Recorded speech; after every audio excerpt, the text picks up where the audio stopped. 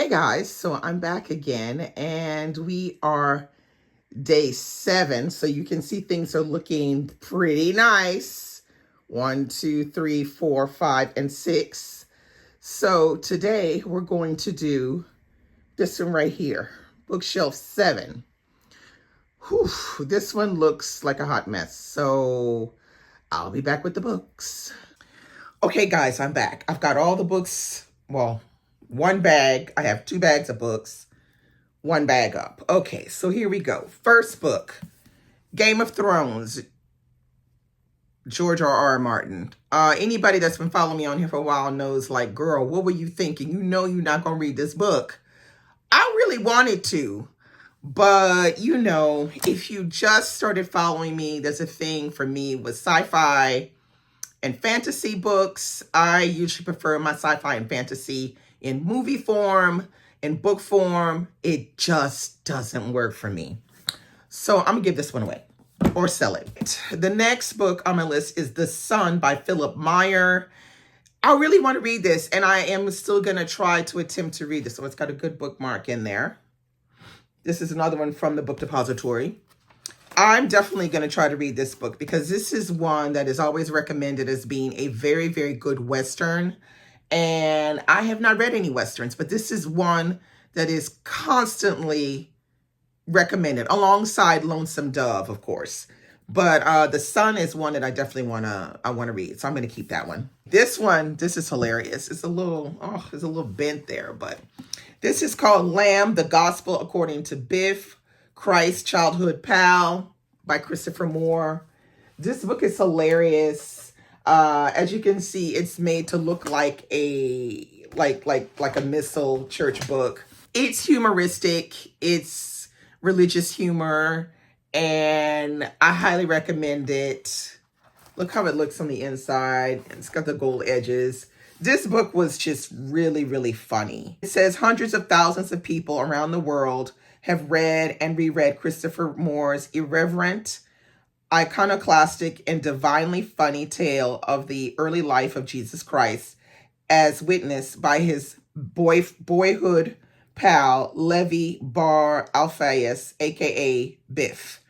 Now in this special, check out the cool red ribbon marker, gilded edged pages, and gold lettering gift edition of Christopher Moore's best-selling Lamb, you too can find out what really happened between the manager and the Sermon and the Mount. It's just so freaking good. It's funny, okay? I highly recommend this one, and get it in this edition if you can, because look, this was a really good read. I'll read this one again for sure. The next book I have on my shelf is The Given Day by Dennis Lehane. I always have a problem saying his name. This one I have been wanting to read for forever, but it's also another brick. There he is right there, Dennis Lehane. This is one of those novels that it can either be really, really good or disaster waiting to happen. But I'm gonna be positive about it because Dennis Lehane is not like he's written quite a lot of different types of books, and the majority of them have been, praised. People love them. But this one, on the other hand, is one that I don't hear a lot of people talking about, which is The Given Day. So it says it's set in Boston at the end of the First World War. So I'm already into it just because of the time period. New York Times bestselling author Dennis Lehane's long-awaited 8th novel unflinchingly captures the political and social unrest of a nation caught at the crossroads between past and future. Filled with a cast of unforgettable characters, more richly drawn than any Lehane has ever created. The Given Day tells a story of 2 families, one black, one white, swept up in a maelstrom of revolutionaries and anarchists, immigrants and ward bosses, Brahmins and ordinary citizens, all engage in a battle for survival and power. Beat cop Danny Cullen the son of one of the city's most beloved and powerful police captains, joins a burgeoning union movement and the hunt for violent radicals. Okay. Luther Lawrence, on the run after a deadly confrontation with a crime boss in Tulsa, works for the Cullen family and tries desperately to find his way home to his pregnant wife. So you can see it's, oh, look at that. That's the inside cover. It's like a little map situation going on there. So this is going to be a really interesting read between this black family and this white family. And then it has like a lot of historical fiction references and things. And the backdrop is Boston. I don't think I've read a book in a long time with the backdrop being Boston. So this one is definitely one I'm keeping. I'm going to eventually try to read this one because it just looks really good. So this is Anthropology of an American Girl. I have no idea where I got the idea to get this book. I do know that I bought it used, although it looks new practically, except for the rippling effect there. This was something I think was on maybe on BookTube or something. It says, this is what it's like to be a high school age girl, to forsaken the boyfriend you once adored, to meet the love of your life who just happens to be your teacher. Say what? To discover for the first time the power of your body and mind. Oh, child, this looked like a bunch of trouble right here. I don't know. Do I care enough? I don't know. This is what it's like to be a college-age woman, to live through heartbreak, to suffer the consequences of your choices, depend on others for survival, but to have no one to trust but yourself. This is Anthology of an American. I don't know. I'm going to try it. I'm going to try it and see. If it don't fly, then I'll give it away. The next one is in French. This is Romain Gary, which is a very famous French writer, and this is La Vie Devant Soi. I read this book, but I think it was in graphic novel form, and I have the book because I want to read the book itself. So this is an unlikely friendship that forms between an older woman, I think her name was Madame Rosa, and the little boy is called Momo. I'm not going to tell you anything else because it could not make it as interesting, and you want to be surprised. But it's a good book. I don't know if this book has been translated into English. That's a good question. Has this one been translated into English? I don't know. But very, very good read as a graphic novel. Now I want to see what it's like as a book, so I'm keeping that. Next, I have another Ann Tyler here, and this is another one that I've been wanting to read for a long time because this is one of the ones that's supposed to be really good, which is Dinner at the Homesick Restaurant. This one, I think it takes place in the 40s, so it says, Pearl Tull is nearing the end of her life, but not of her memory. It was a Sunday night in 1944 when her husband left the little row house on Baltimore's Calvert Street, abandoning Pearl to raise their 3 children alone. Jenny, high-spirited and determined, nurturing to strangers but distant to those she loves. The older son. Cody, a wild and incorrigible youth possessed by the lure of power and money, and sweet, clumsy Ezra. Pearl's favorite, who never stops yearning for the perfect family that could never be his own. So, yeah, this one is supposed to be really good. This is like, it came out a while ago. This is not new. This came out in 2005. So, yeah, I'm going to keep this one. Okay, next we have We Are All Completely Beside Ourselves by Karen Joy Fowler. This book right here is so good. I don't know how to talk about this without spoiling it, but if you've read it, you know it's good. This one, let me just see if I can read you a bit. Well, I might as well just read this part because it's on the back. It says, meet the Cook family. Mother and dad, brother Lowell, sister Fern, and Rosemary, who begins her story in the middle. She has her reasons. I was raised with a chimpanzee, she explains. I tell you, Fern was a chimp, and already you aren't thinking of her as my sister. But until Fern's expulsion, she was my twin, my funhouse mirror, my whirlwind other half, and I loved her as a sister. As a child, Rosemary never stopped talking. Then something happened, and Rosemary wrapped herself in silence. Whoo, child, this book right here, so good. The writing, the whole idea of the story. And she was so nice enough to sign my book when she came. She was at the Festival America. That was a while ago, because let's see, this one came out in, when did this come out? This came out in 2013. So that was a while ago. She was at the Festival America, and I got her to sign my copy. There are other books that she has written, but I have not read. Wits End, the Jane Austen Book Club, Sister Noon, The Sweetheart Season, Sarah Canary, and then she has 3 short story collections. So I might need to try something else, but this one was really good. All right, this one is called Calling Me Home. I have not read this one. This is the cover. It says 89-year-old Isabel McAllister has a favor to ask her hairdresser, Dory Curtis.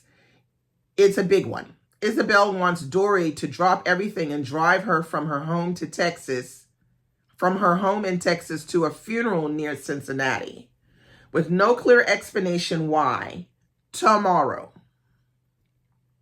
Dory, a Black single mom fleeing problems of her own, wonders if she can unlock the mysteries of Isabel's guarded past. She hardly hesitates before agreeing to Isabel's request, never imagining it will be a journey that changes both their lives. As they drive, Isabel confesses her longest kept secret.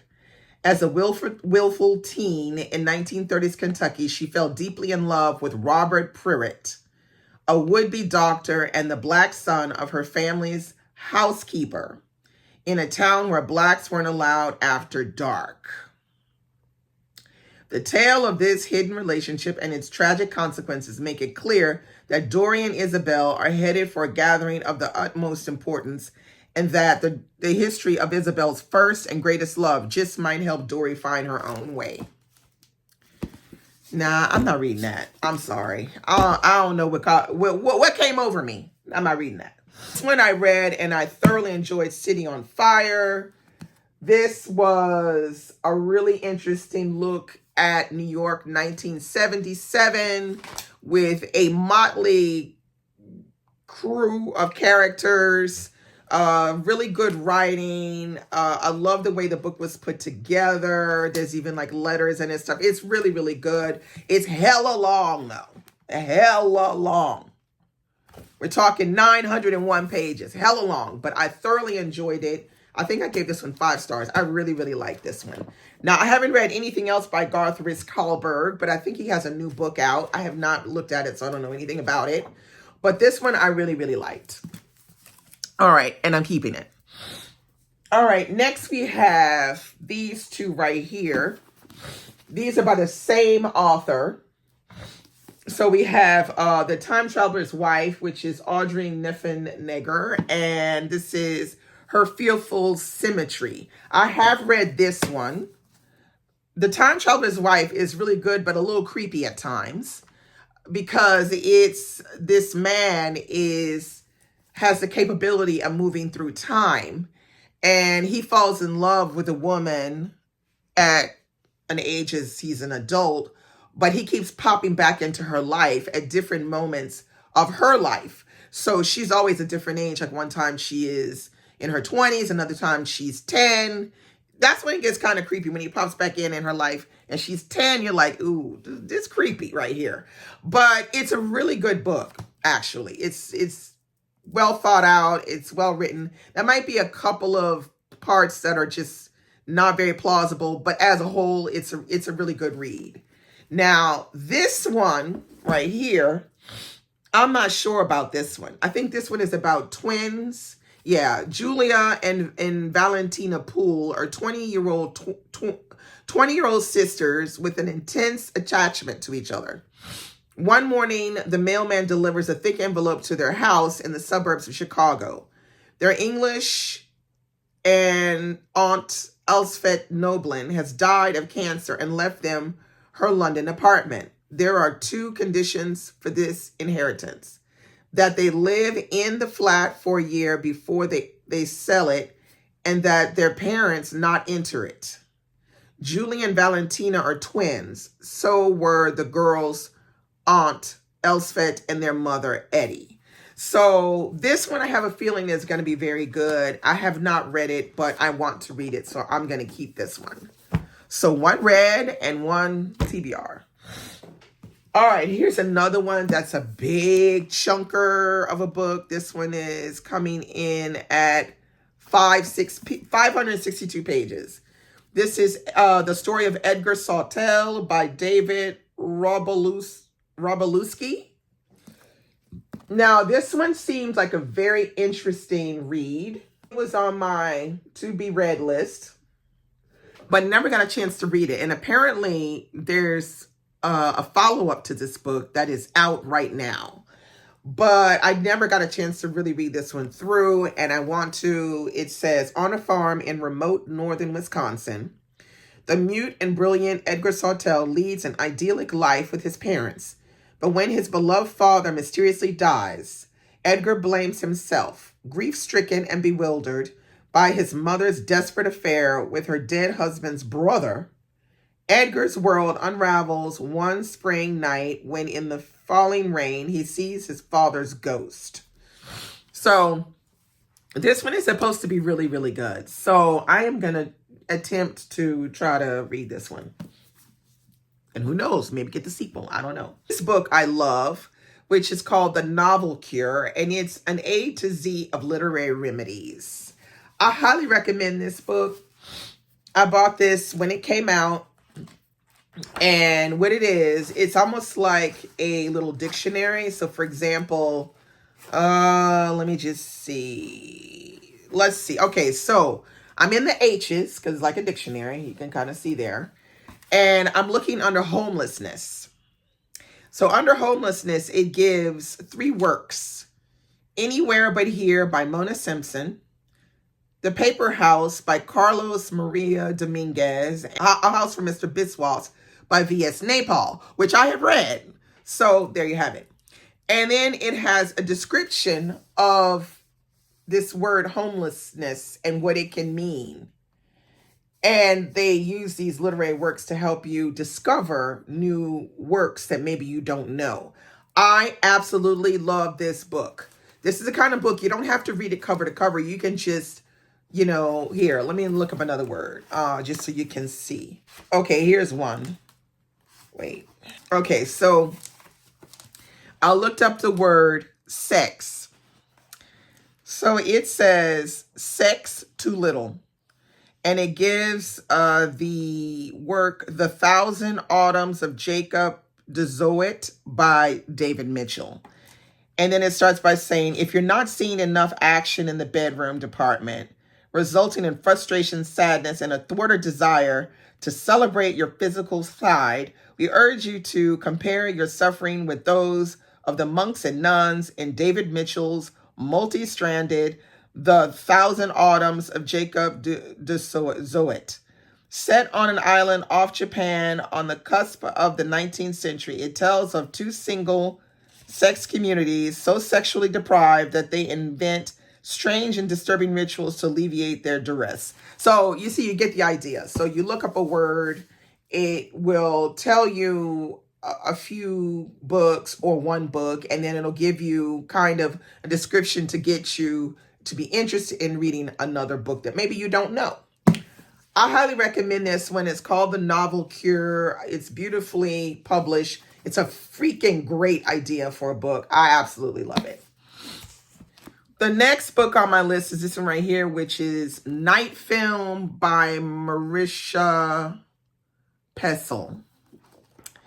Now, this book was written in a special way. It says, on a damp October night, beautiful young Ashley Cordova is found dead in an abandoned warehouse in Lower Manhattan.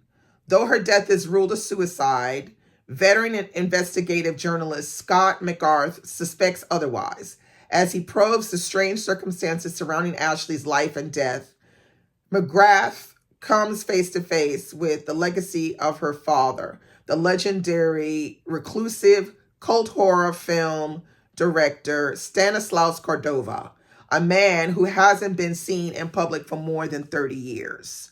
For McGrath, another death connected to this seemingly cursed family dynasty seems more than just a coincidence. Though much has been written about Cordova's dark and unsettling films, very little is known about the man himself. So this was one of those booktube books that everybody was raving about. I think I might actually keep this because there's something, it's written in a particular way. So for example, you have you'll have web pages and stuff like this, and let's see what else. It's written in an interesting way. So I think what I might do is I might try this. If I really don't like it, then I'll be giving this away. My next book is Tracy Chevalier's Burning Bright. Now, Tracy Chevalier is a writer. I would say she's hit or miss. There's some books by her I've read and I've liked, and some I have not. And, I don't know. It is what it is. But this one came out in 2007. So I have read The Virgin Blue. I have read Girl with the Pearl Earring, and I read The Lady in the Unicorn. I have not read Falling Angels. I have not read this one, and there's a couple other ones that have come out since this book was published. So now this one, it says number 13, Hercules Building, Lambeth, 1792. The period is poet, artist, and printer William Blake, local eccentric and political radical, works anonymously amidst the raucous din of a teeming, jittering London. Across the channel, revolution is imploding in France. Nearby, the renowned Astley's Circus is refreshing its upcoming show, and next door, the Kellaway family, recently arrived from the countryside, is moving in. Maggie Butterfield, the streetwise daughter of a local rogue, is looking for trouble, or at least a friend. When she and young Jim Kellaway are drawn into Blake's spell, the chance meeting of three unusual souls sets the stage for an impassioned journey. Jim and Maggie spark the imagination of the poet, influencing one of the greatest and most mystical works in English literature, Songs of Innocence and of Experience. So yeah, I don't know. It could either be a disaster or whatever. I'm gonna always try a Tracy Chevalier because she essentially writes historical fiction and puts a little twist on it. So I'm going to try this one. All right. Next, I have this one, which is called Gumbo Tales, Finding My Place at the New Orleans Table by Sarah Rowan. I have not read this one. I picked this one up when I was at home. And this must have been a long time ago because this bookmark is from a bookshop that doesn't exist anymore. It was called the Maple Street Bookshop. It was really nice. Bookshop in Uptown New Orleans, not far from Tulane University. And this was a guide around, eating in restaurants in New Orleans. And it talks about recipes and stuff like that. I think I'm going to keep this one. All right. The next one is 7 Types of Ambiguity by Elliot Perlman. I am dumping this one because I've tried to read this one. Oh, look what's inside. Oh, I messed it up. Oh my God. It almost fell out and I grabbed it too fast. Look what was inside my book. Oh. Well, anyway, I tried to read this one 2 times and I could not crack on past page 50. It just wasn't. Oh, wait, is there another one in here? Oh my God, look.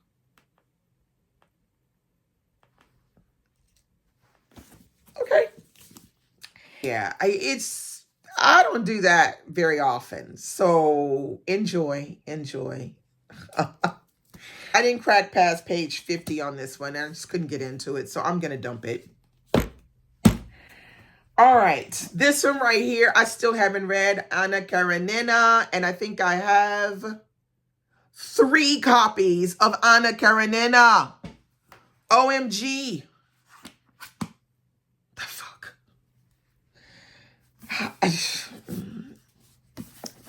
All right. So this is the Modern Library Classics edition. I think I own a Penguin Cloth edition. And I own another edition.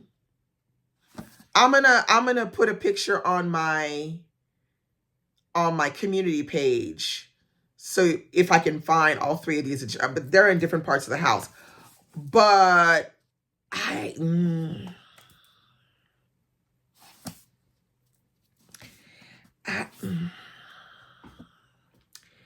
well, I'm not sure if I should keep this edition or not.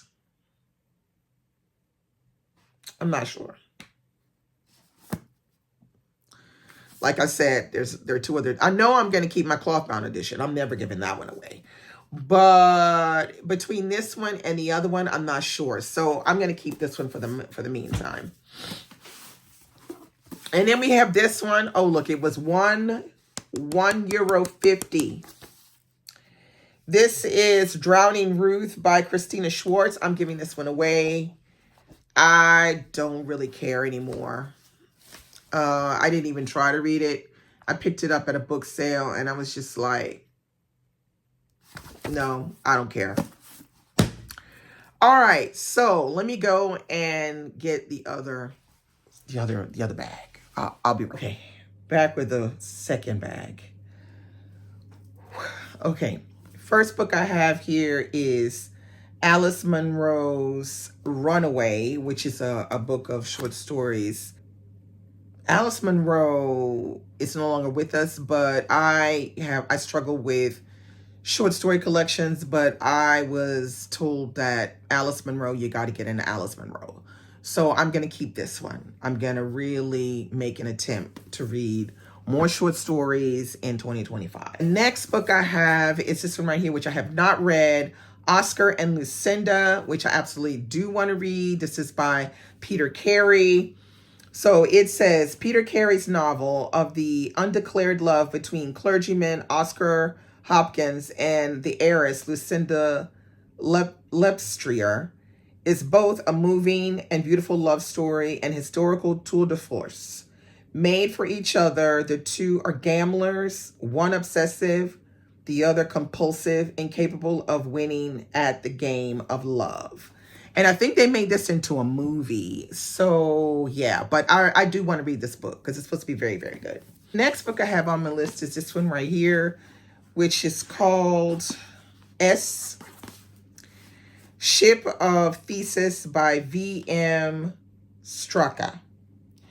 Now, this is a concept book where it's made to look like a library edition, you know, that it's a special copy.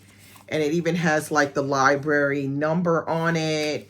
And when you open it up, it's a book where you have, it's annotated. It has special letters inside. This is a whole concept, this book. Now, I have not gotten to read this book, but I do want to read it because I think this kind of book is very interesting. This came out, let me just see. It came out, does it say on the back? Let me see if it says inside when it came out. And make it, you know, it even says book for loan on it. Let me see if it's not written on the box. Because, oh, it probably is, but it's probably hella small. But I would say this came out in 2013 or 14, something like that. But it says, one book, two readers, a world of mystery, menace, and desire. A young woman picks up a book left behind by a stranger. Inside are his margin notes, which reveal a reader entranced by the story and by its mysterious author. She responds with notes of her own, leaving the book for the stranger, and so begins an unlikely conversation that plunges them both into the unknown. The book, Ship of Thesis, the final novel by a prolific but enigmatic writer named V.M. Stracker, in which a man with no past is shanghaied onto a strange ship with a monstrous crew and launched on a disorientating, perilous journey. The writer, Stryker, the incendiary and secretive subject of one of the world's greatest mysteries, a revolutionary about whom the world knows nothing apart from the words he wrote and the rumors that swirl around him. The readers, Jennifer and Eric, a college senior and a disgraced grad student, both facing crucial decisions about who they are, who they might become, and how much they're willing to trust another person with their passions, hurts, and fears. So I'm going to keep this one, but I feel like this would be great as a group read, with a couple people, because I feel like you could read this on your own, but the enjoyment would be kind of discovering it as you went page by page, article by article. But the book is literally filled with stuff, you can kind of see. I like the concept of this, and I'm going to keep it, and I'm going to read it. So there. All right. The next, I think this one was a gift from a friend, called Fear of Flying by Erica Young. And this is a book that I always wanted to read. They gifted me this copy. It's really not a bad copy at all, but I have not read it yet. But I will, because I want to. Fear of Flying is the story of Isadora Wing, one of the most hilarious and touching heroines to appear in recent fiction. A compulsive daydreamer, a seeker of saviors, and psychiatrist, the author of a book of supposedly erotic poems, and a full-fledged phobic who fears flying but will not allow that fear to keep her off planes. Isadora relates her adventures and misadventures with wit, exuberance, and the sort of absolute candor that for centuries was permitted only to men. I'm in. You know I want to read this. I mean, it was a gift from a friend, and I might have to ditch this cover though, because it's just hanging on for dear life. But I'm gonna keep this one. Now, these next 5 books. All right, so these 2 I have read. This is The Power of One and Tandia. This is Bryce Courtney. Now, y'all can say all y'all want to say about Bryce Courtney. Y'all can say I'm crazy. Y'all can say, whatever y'all want to say about Bryce Courtney, that y'all don't like him or whatever. I don't care. This book right here, The Power of One, is so good. This one basically sets a character in South Africa. It's a young English boy in South Africa during apartheid, and how he deals with everything that's going on in the country. And he specifically learns some skills of life through learning how to box and dealing with all the things that are happening in South Africa at that time. I highly recommend it. I think it's a really fantastic book. This is a beautiful edition that I managed to get. I don't know when, because the original edition that I had was lent to me from a friend, a dear friend that I made in Cairo when I lived there. She is German, and she lent me her copy of Power of One, and she was like, oh my God, you have to read this book, it's so good. So I read her copy, then I had to get my own copy, and when I tried to get my own copy when I got back to France, I wasn't having a very good time with finding a copy, and then I got this copy. And then there was the second part to Power of One, which is called Tandia. This one is even longer, but I don't think it's as good as the Power of One, but that's my opinion. I don't think it's as good, but I'm going to keep them both because they are a duology and they need to be together. Now, the next one by Bryce Courtney is this one right here. This is a big old trilogy, and I'm not really sure what that trilogy is called. I would have to look it up on Goodreads or something, or the Storygraph. I think it's, so it starts with the Potato Factory, this one right here. Then I think it goes to Tomo and Hawk, and then it goes to Solomon's Song. I think that's the order. I'm not sure, but I think that's the order. But this trilogy is supposed to be really, really good. So this is one of those kind of sweeping, adventurous, and kind of historical fiction. So it says, Ike Solomon's favorite saying is also his way of doing business. And in business of thieving, he's very successful indeed. Ike's partner in crime is his mistress of forthright, Mary Abacus. Until misfortune befalls them, they are parted, and each must make the harsh journey from thriving 19th century London to the convict settlement of Van Diemen's Land.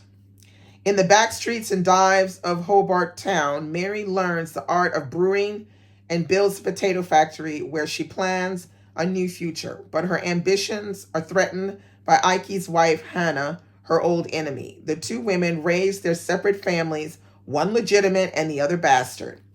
As each woman sets out to destroy the other, the families are brought to the edge of disaster. So I think this is the beginning of that trilogy.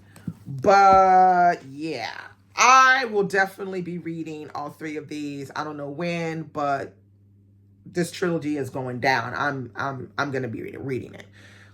He has a very interesting way of telling the story. It's very seamless in the sense where you don't worry about thinking about all the little intricacies and stuff like that. You just kind of read and you get into the characters and the story, and then off you go. So I'm keeping them. All 5 of them, I'm keeping them. I don't care what nobody got to say about Bryce Courtney. I ain't listening. Okay, the next one is this one right here.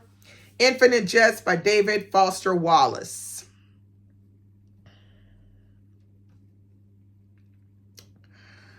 Yeah.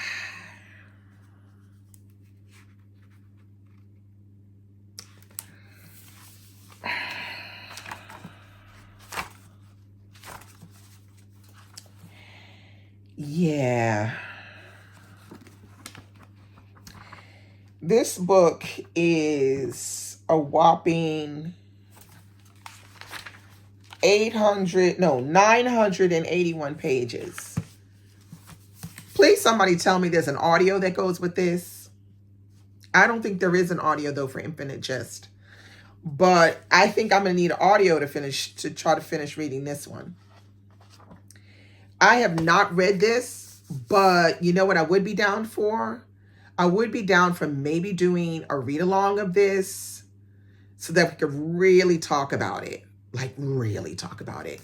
Because I want to know why. I want to know why people be tripping so hard for this book. I really do. I really want to know why people be tripping for this one. I'm not even going to read you what it's about because I'm going to read it and you're going to be like, wait, what is this book about? But yeah, if y'all are up for doing maybe a read along of this, oh God, only if they have an audio. Please let me know. Otherwise I get it on. I'll probably, I don't know, find a way to. No, I'll read it, come on now. Yeah, if anybody's interested in doing like a read along of this so that we can really get down with the discussion, yeah, I might think about that. But I'm keeping it for the moment. Okay, next we have this one, which is Elizabeth Harrower, The Watchtower. I have not read this one. Elizabeth Harrower is an Australian writer, if I'm not mistaken. Yeah, she's from Sydney, I think it is. And I was recommended this by an Australian, and I still haven't read it, but I'm going to read it because to come by Australian books these days, it's really hard, you know. And when you do and they're good, you need to keep them and you need to read them. All right, here we have another Ann Tyler, Breathing Lessons. Okay, so all my Ann Tylers are coming out now. This one, it says Breathing Lessons, covers the events of a day in the life of Maggie Moran, nearing 50, married to Ira and with 2 children. Her eternal optimism and her inexhaustible passion for sorting out other people's lives and willing them to fall in love is severely tested one hot summer day.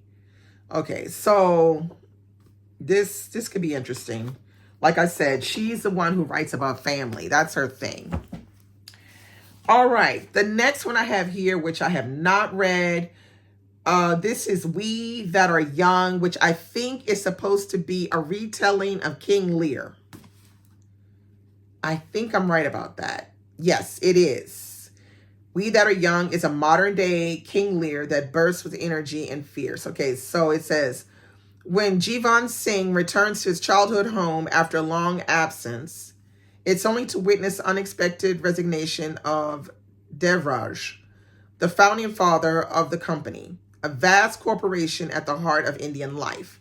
On the same day, Devraj's youngest sister, Sita, absconds, refusing to submit to marriage. Her older sisters, Radha and Gargi, are handed their father's company. So begins a vicious struggle of power, ranging from the luxury hotels of New Delhi and Amritsar, the palaces and slums of Napartala, to the beautiful broken city of Srinagar and Kashmir. Like, come on now. Come on now. I'm up for this one. I'm not giving it away. No way, no how, no shape. This is the one that I read it in this format like this.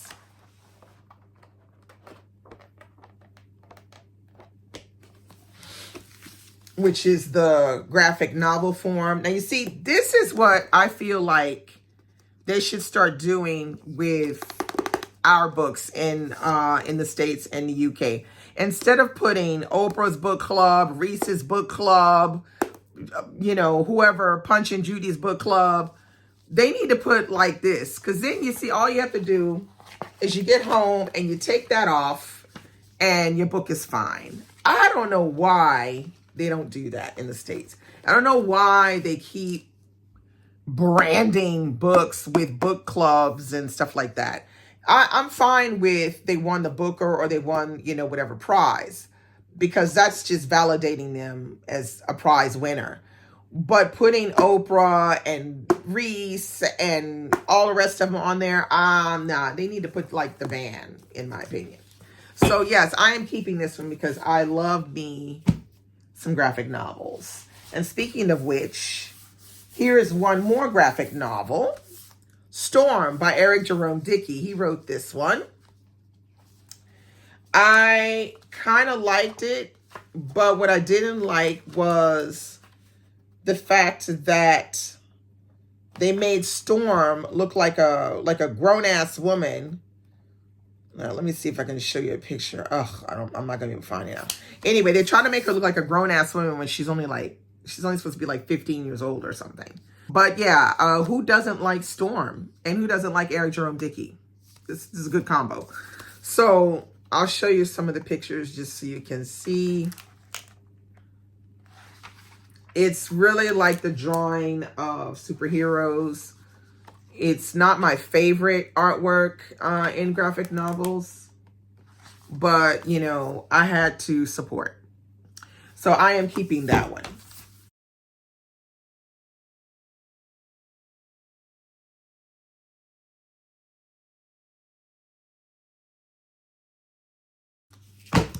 So that's it. Those are all the books. This one's a little long, but, you know, it couldn't be helped. So comment below. Let me know. There was a couple of controversial ones in here that, you know, maybe people are, you know, going to be like, girl, why are you keeping that? But be that as it may, comment below. Let's discuss, because y'all kind of quiet. Some people are, dropping comments. Some people just watching and lurking. Y'all ain't saying nothing. So if you do have some opinions, come on, let me hear them. I'm all ears. So I will see you tomorrow with day 8. Bye.